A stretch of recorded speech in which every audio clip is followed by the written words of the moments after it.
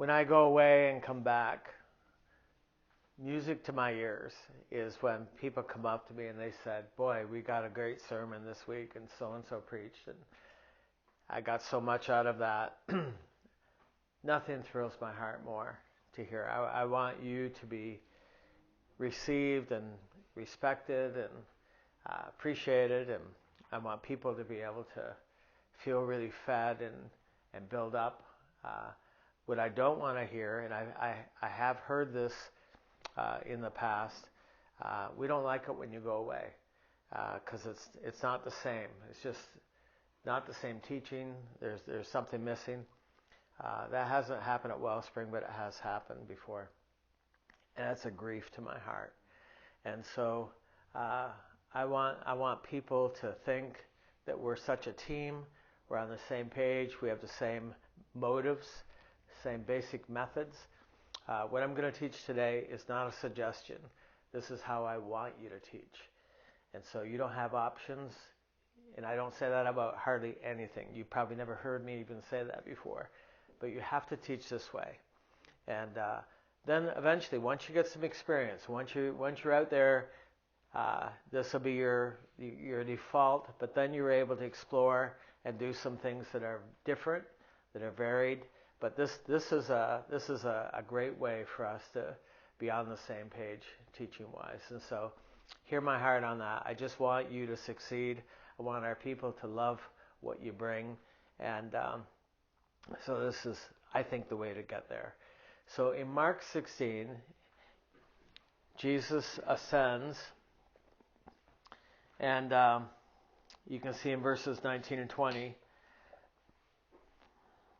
Jesus is received up into heaven, sat down at the right hand of the Father, and they went out and preached everywhere, the Lord working with them and confirming the word through accompanying signs, or signs that follow.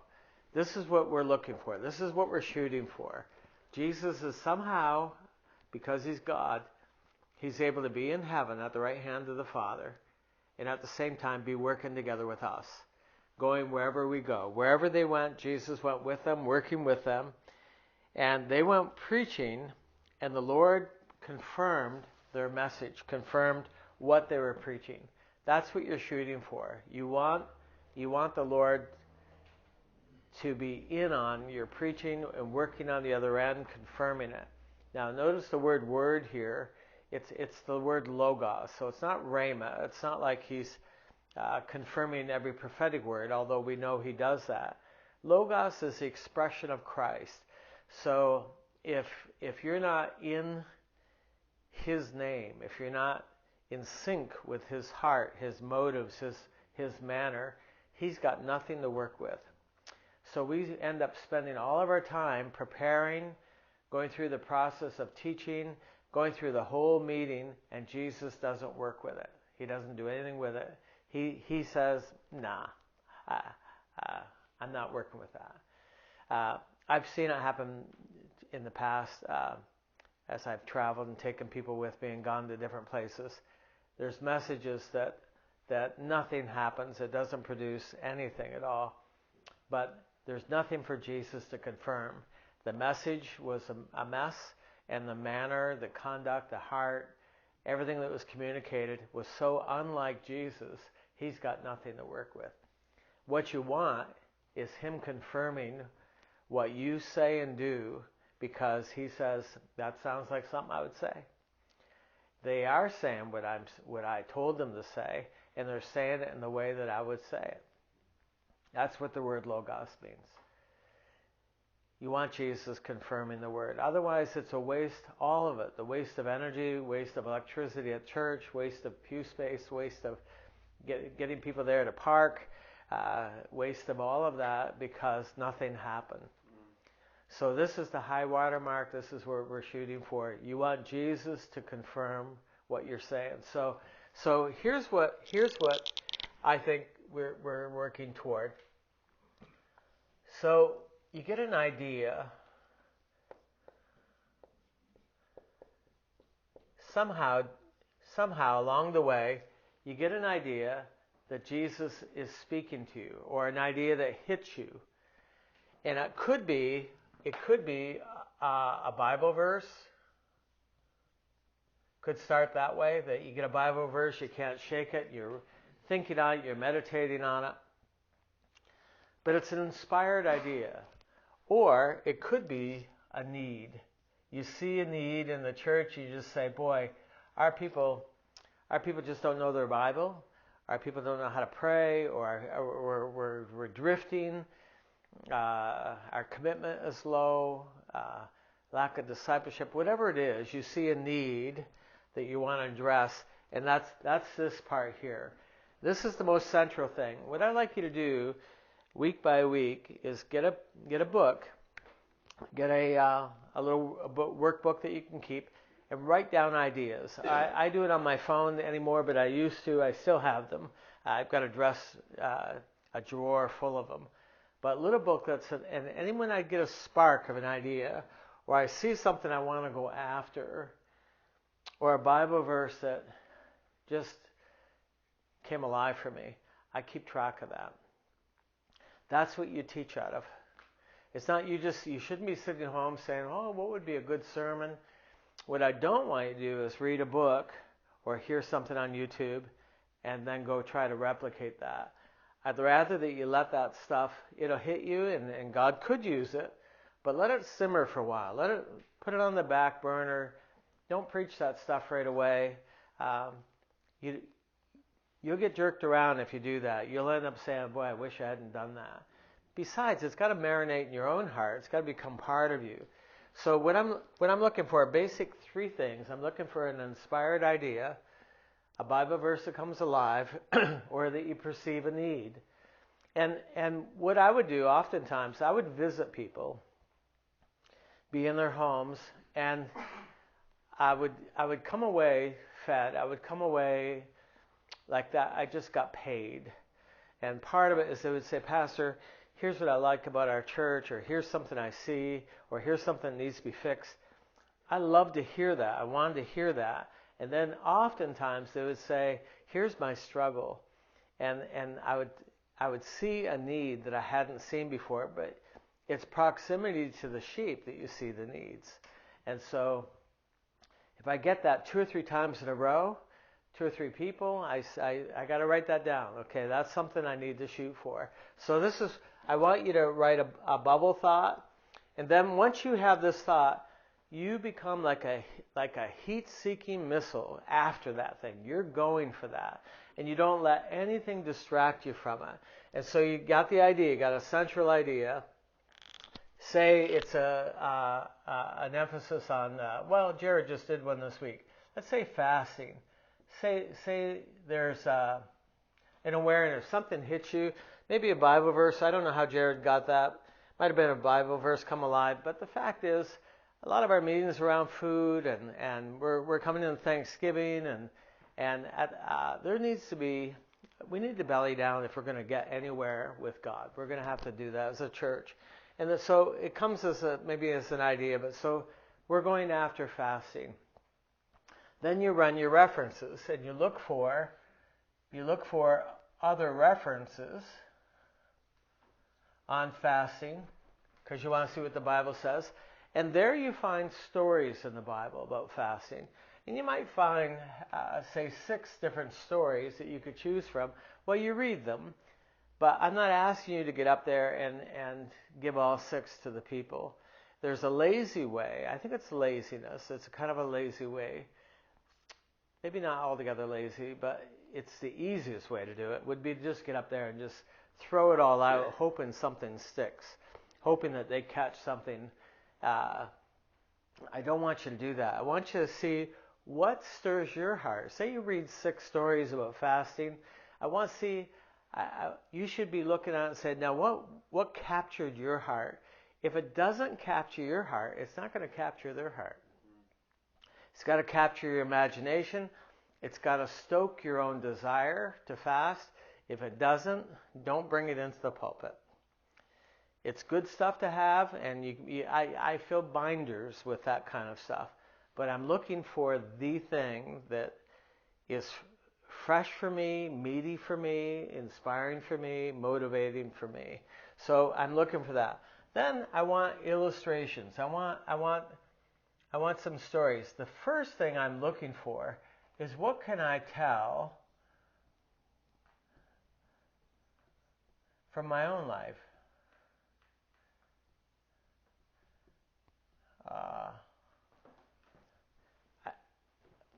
What have you experienced?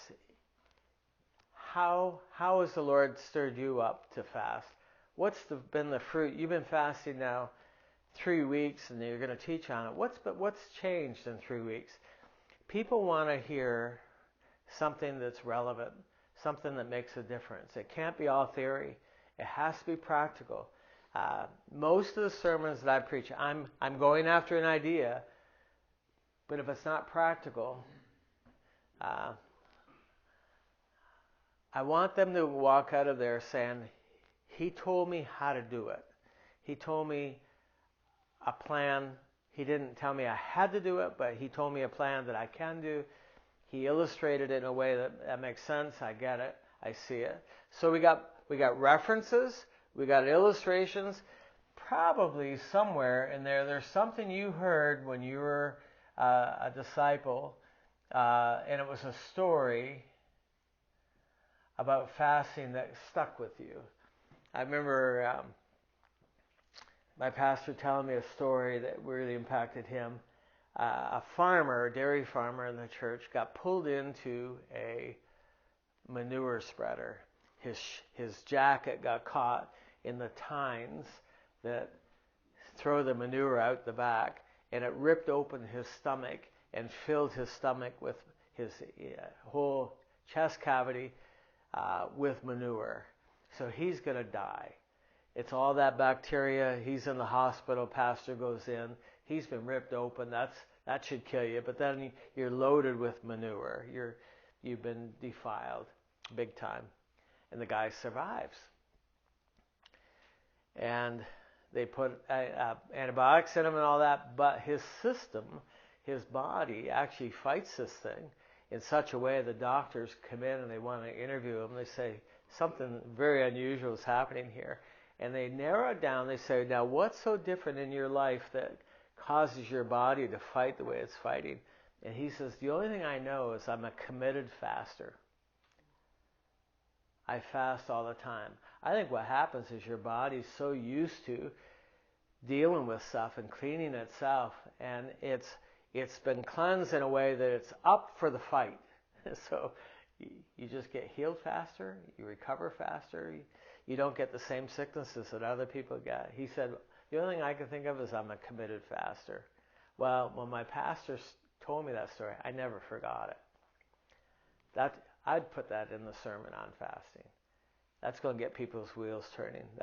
You're selling them. There's an element where you're selling them with a story.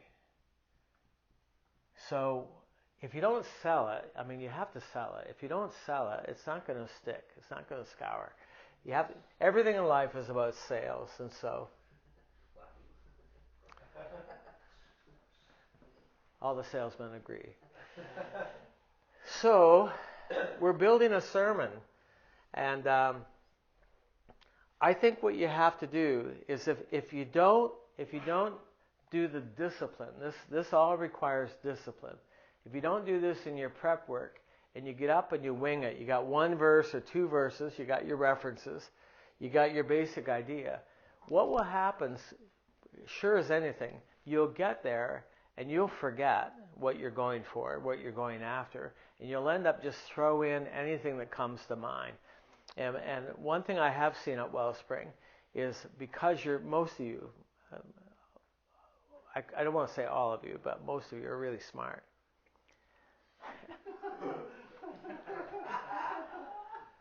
If you have a real quick mind, a nimble mind, what will happen is you'll think on your feet and you'll go with a flow of whatever comes to your mind. The problem is not whatever comes to your mind is the Lord. Not everything, not every thought. And if you're not tied to, you're not committed to this, like you got to be committed. Committed in the sense that I feel Jesus is telling me to lay this into the church. And if you're not committed to that, you'll get away at the end of the meeting and you won't know what you preached, and the people won't know what you preached, because it's a hodgepodge of a bunch of words. You'll drown them in words. The more nervous you become, the more you speak. The more words. You'll make it up with volume, loudness, and you'll make it up with volume in terms of the amount of words that you speak. I would like all of you to cut back on your words by 2/3. Your sermons, as I listen in, they're too wordy. And people can't follow it. One thing I have heard as a critique in the past 6 months is people saying, I'm not sure what they were saying. They were excited about it, but I'm not sure what they're saying. I'm not sure what I was to take away from that. I'm not sure what that was about. You don't want to hear that. This simplifies everything. If you do this on the front end and you take it into the pulpit with you and you're committed to it, so you get other ideas while you're speaking, most of them you don't say. When I'm speaking, sometimes I might get 2 or 3 really good new ideas that I'll try when I'm speaking, and they don't always work because I really haven't had time to marinate them.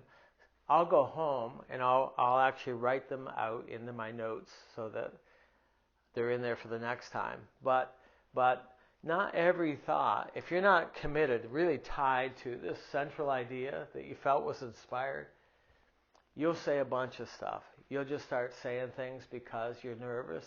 You got to fill time. What I hear quite a bit is when I listen in on your sermons is you'll repeat the same thing 3 or 4 times. Repetition, we're taught in school, teachers are taught, repetition is a good way to reinforce teaching. But it's not repetition, that's not the problem. It's repetition because you don't know what you're saying. You've lost sight of something here. You're just filling out time, and you're not really sure where you're going after, so you go back and you say the same thing again. And it comes out of a nervousness or an insecurity. I think Jesus, when he sees you go down that road, just crosses his eyes or his arms and just waits for you to get done. You know, not in our circle so much because of our Mennonite background. When you don't know what you're saying, you start perspiring and making people laugh and getting loud and take a point and just really overemphasize it and beg for amens, and that happens because you're not going after anything. If you're going after this and you're committed, everything that you're bringing into the sermon is only to support this. It's not just to make people laugh. It's not. This is an interesting story. They'll like this story. If this becomes your main thing, I got this neat joke, or I got this neat story. I come across this illustration. Lord, give me a sermon to go with this illustration. You're in trouble. You can emphasize just one of these. You can just build it all about stand in the pulpit and read 6 or 8 verses, and no one will go with you. What I'd say is have one verse. I just read from Mark 16. I give you the address for it.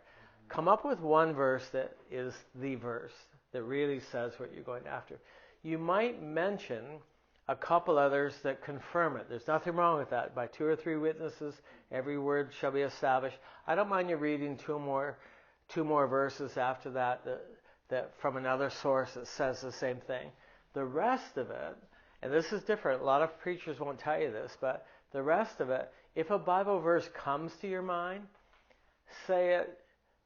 Don't refer to it. Don't have them turn to it. Just say it and move on. I don't even care if you give the address to it. I remember hearing a guy preach one time, and he said, it's a sin not to give the address, the chapter and verse. It's an offense to Jesus if you don't do that. But when you read the Bible, they'll say, it says in the Psalms, They don't even give you the reference because there weren't any. There weren't references back then. That's a modern invention. I don't think that's the hearers. Now, if you're teaching a Bible class and you're taking people somewhere theologically in a Bible class, you might want to have all the verses and say, here's the references. You can look them up when you get home. In a church meeting, you got 30 to 40 minutes to sell them on something, to move them. You want to meet this need. You want this verse to come alive. You want to communicate what Jesus put in your heart as an inspired idea. You don't have any time to waste. And so everything goes to that, and you throw out anything that doesn't get you there. In the moment, especially if you haven't done the preparing, and you're going to get up there and say, well, I've got a verse and I've got an idea. The rest of it, I'll just let it flow. I'll see what comes to mind. That won't be a good sermon usually. It might feel energetic because you're bungee jumping, but basically if you talk to people after, they won't know really what you were trying to accomplish. Like, what were you after? What did you want me to do? People are going to be saying, what did you want me to do with that sermon?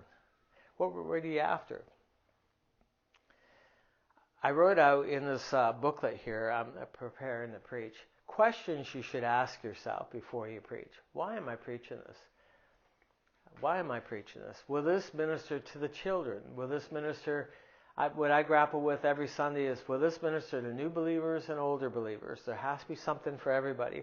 I'm not entirely responsible for that, but I like to hit all those bells if I can. The Holy Spirit is the only one who can really speak to all ages, all backgrounds, all different levels of maturity. Really, I know that in the end, He's the only one that can get me there. But at least I want to think about it. I want to think about, what are the kids going to take away from this? And so oftentimes I'll put something in there that I know that the kids will appreciate. There's nothing wrong with you paraphrasing a verse. I'd rather that you get up and put it in your own words. It's not dishonoring to God. It's not dishonoring to His Word. It happened in the Bible. Peter did it. Paul did it. You put into your own words what you're trying to say.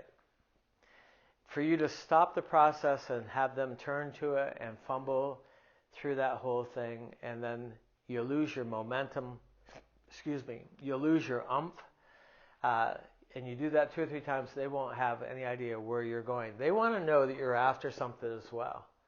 And so they'll get a sense, okay, what's this sermon for? What's he trying to do? What's she trying to do? And you want that. And so you got to deliver. You have to deliver on that. This takes discipline. This is all the front end stuff. If you do this on the front end, sometimes you can flow a little bit in the meeting, but because you've disciplined yourself, it'll work. But I don't want flow as a lack of discipline. You see the difference? I'll just get up there and the Holy Spirit will bring stuff to my mind. You may feel that it happened because you got through the sermon, you got to the end of it, but I'll bet you anything, most people they won't be able to tell you what. You can interview them, you can do an exit poll, they won't have any idea what you were talking about. It should be simple. I like it to be simpler. I like our sermons to be simpler. You're smart, you've been trained in different ways, but I want practical, simple sermons that make a difference in your life, that move you, that Jesus can confirm because it's His idea. Here's a trick that I do that sounds a little embarrassing, but my best sermons is I'll take time before I'll be speaking this weekend in a church. Well, before I get there, I'll take time to curl up in bed and close my eyes and snuggle in, and I'll preach that sermon in my heart. I'll actually go through line by line where I'm going. I'll do the text. I'll do the whole thing. And in my powerful imagination, I say curl up in bed because it just shuts me up. It shuts me in. It cuts out all the distractions. But I'll preach that sermon before I give it. then I'll actually get my little notebook, and I'll write the flow, because the flow will change. If I can preach it in my heart, the flow will change. I'll switch. I'll say, well, I'll start with this. It'll be a better start than this. This will be an attention-getting start, and I'll flip things around. Then I'll sit up and I'll actually just write out bullet point form the new flow, the new order. That could change in the last minute, but at least I got something to refer to. I don't have my booklet right here in my hand, but if you see my notebook, I have a little black notebook. It's really simple. It's ideas and verses that trigger remembrance. It's a bit of a security blanket for me. I'll take that in the pulpit. Most of the time, I can't read it. Something happens in my nervousness, or something that happens in the moment that I can't really read very well. My eyes even physically get blurry, but it is a security blanket. But if I've done this here really well at home, I can get up and actually recite what I've prepared from memory. One time, Heather this doesn't happen very often, she got really excited about one of my sermons, and she come up to me after and she said, "Give me that sermon. I want to share it with somebody." And so I handed her my notes. It said car, and it had partial reference, two reference. And she said, "This is not your sermon. Give me your sermon." I said, "No, that's what I just preached." And all I just needed was a couple little triggers, little security things that I can go back to. And so I don't think you should take tons of paper. I don't think you should take tons of notes. I think it should be something almost as simple as this of what you're going after. In fact, you could draw this cluster thinking and take that for your notes, and you're here, you're committed to this, you got your references, your illustration, your story, you got an ending, and you're out of there. And it should be that simple. If you've delivered, and then you have some comments after that came to my mind, people don't mind that, but they've been satisfied that you delivered something that means something to them, something they've got something to work with now. Is this helpful? It's simple. There might be a competition in our minds because look how many of us are preaching that we have to come up with something clever, something that is different, something no one else is saying. I get the pressure for that, but no one's in competition with you. It's mostly something you're feeling. I just want you to get up and do a good job. I don't even care if you preach my stuff. If it speaks, if it spoke to you and you marinated on that, you own it, you're practicing it. Just give credit to where credit is due. Just say, here's a sermon that came to me some time ago that I loved, and I want to lay that in here. Just say that.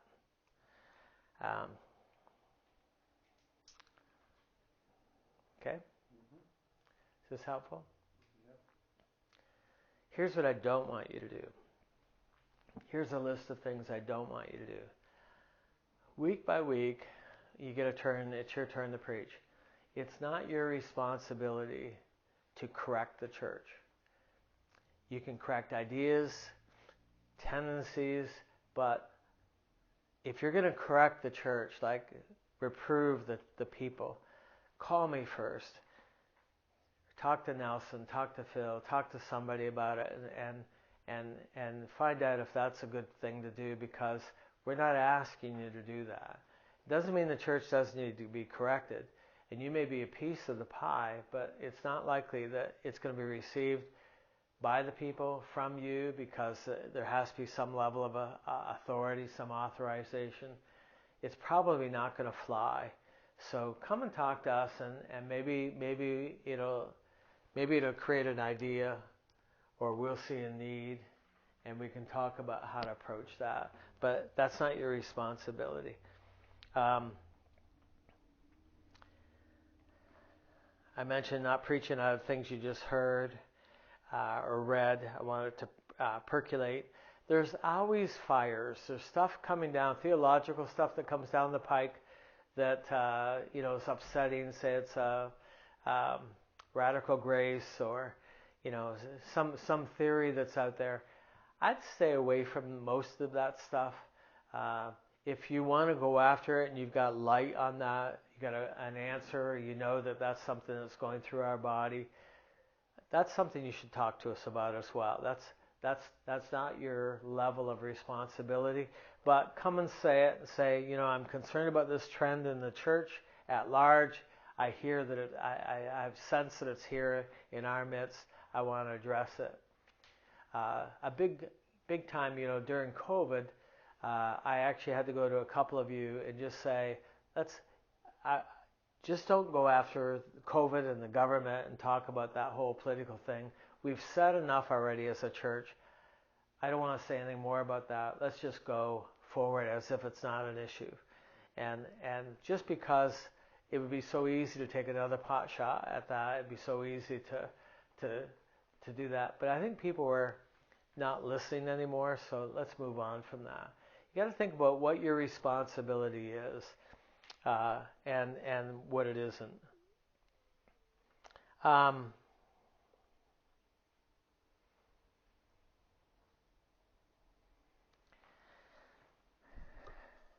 As funny as it sounds, preparing a song list or doing announcements is the same as what I'm just talking about here.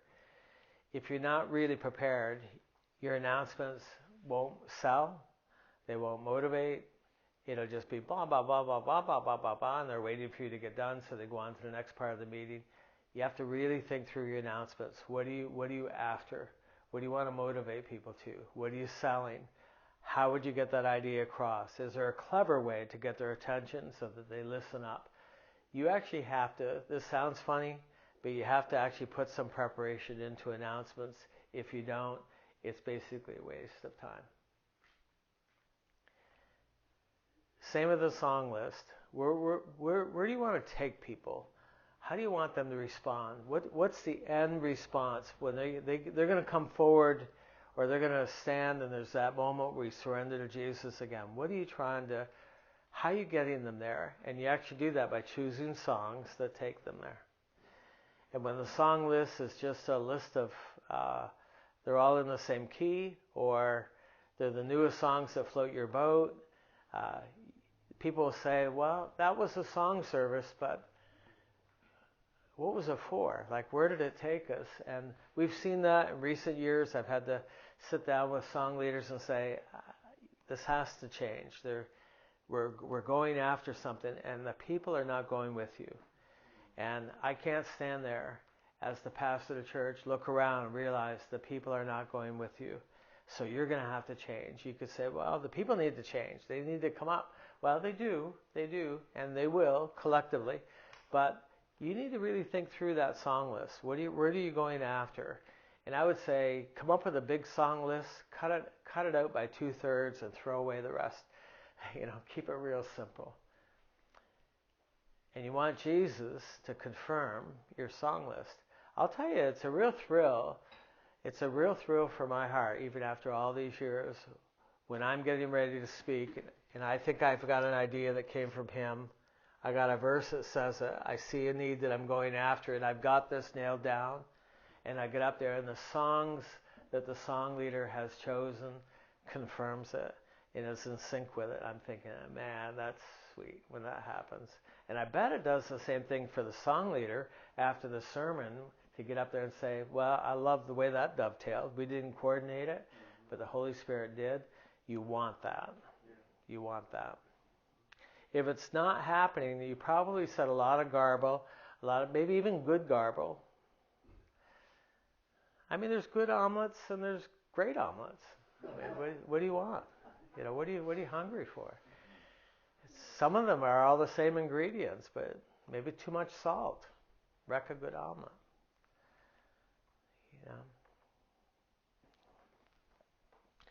That's the stuff that's in my heart for today. I wanted to recap.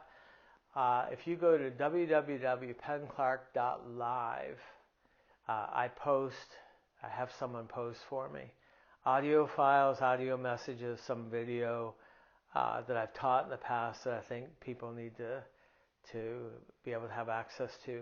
And there's one on there called Preparing to Preach. And I think there are 5 sermons that will take what I just said here and develop it even more. And it was a good class, and so you can go there. It'd be good for you just to listen to that. It'll help you focus on preaching. If you stop and think about it, how much do you hear about preaching? Not just how to, but what you're going after. You probably don't hear very much about it. I think the people who need to talk about it are in this room. The people who are watching. We have each other. And iron sharpens iron. We need to be able to go after this. Amen? Sound good?